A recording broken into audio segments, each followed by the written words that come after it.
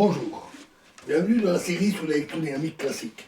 Donc continuons sur l'électromagnétisme macroscopique et nous avons vu comment on peut moyenner les champs microscopiques pour obtenir les champs macroscopiques avec une fonction test f, et nous avons vu deux exemples de telles fonctions. Le premier exemple de cette fonction f, qui est une moyenne sur un volume sphérique de rayon grand R, est courant dans la littérature.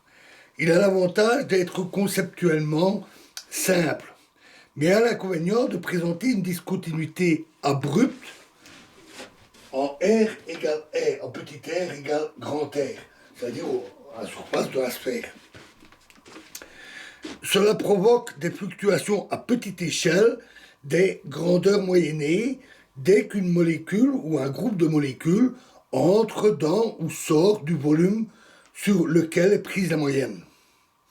Une fonction test lisse, par exemple une gaussienne, supprime de telles difficultés, à condition que son étalement soit suffisamment grand comparé aux dimensions atomiques. Donc, une fonction de ce type, avec un long plateau L, une zone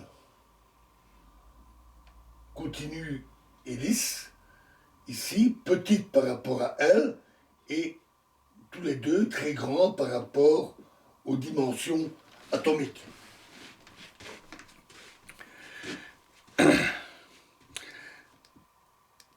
Par chance, la connaissance détaillée de f de x n'est pas nécessaire. Il suffit de connaître ses propriétés globales de continuité et de douceur, propriétés qui permettent un développement de Taylor de f de x rapidement convergent sur des distances de l'ordre des dimensions atomiques. C'est là un grand avantage. Les équations de Maxwell contenant les dérivées par rapport à l'espace et au temps, nous devons considérer leur comportement lors du calcul de la moyenne. Alors, à l'évidence, on a que d sur dxi de f xt, de la moyenne, est égal, avec la formule qu'on avait vue, intégrale de d cube x' de petit f de x' fois df sur dxi x moins x' t, qui est égal à la moyenne de d sur dxi f xt.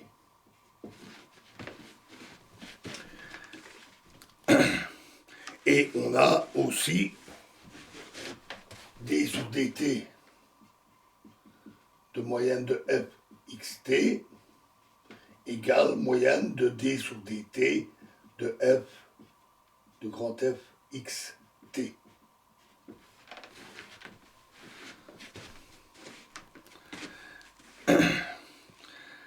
Ainsi, les différenciations par rapport au temps et à l'espace commutent avec la moyenne.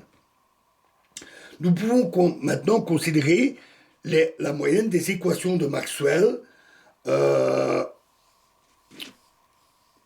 Les champs électriques et magnétiques macroscopiques E et B sont définis comme les moyennes des champs microscopiques.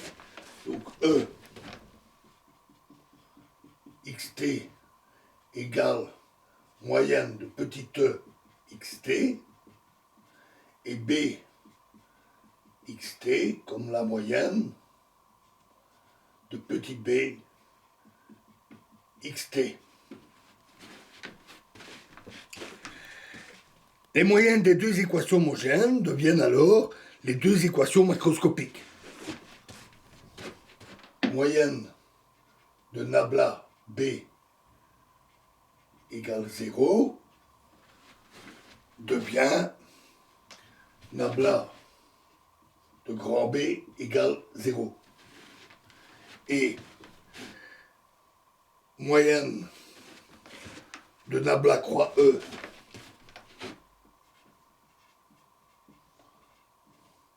plus dB sur dt égale 0 devient nabla croix E, nabla croix grand E, plus d grand B sur dt égale 0. Tandis que les équations inhomogènes deviennent epsilon nabla E, epsilon 0 nabla E, est égal à moyenne de état xt et 1 sur mu 0 nabla croix B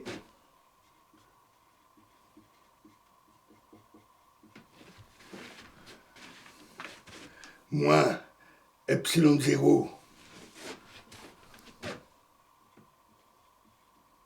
dE sur dt égale nabla, la moyenne de petit j xt. Une comparaison avec les deux équations macroscopiques inhomogènes suggère un fait déjà connu, qu'on a vu en électrostatique, à savoir que les champs dérivés D et H entrent en scène dès qu'on extrait de état, la moyenne de état et la moyenne de J,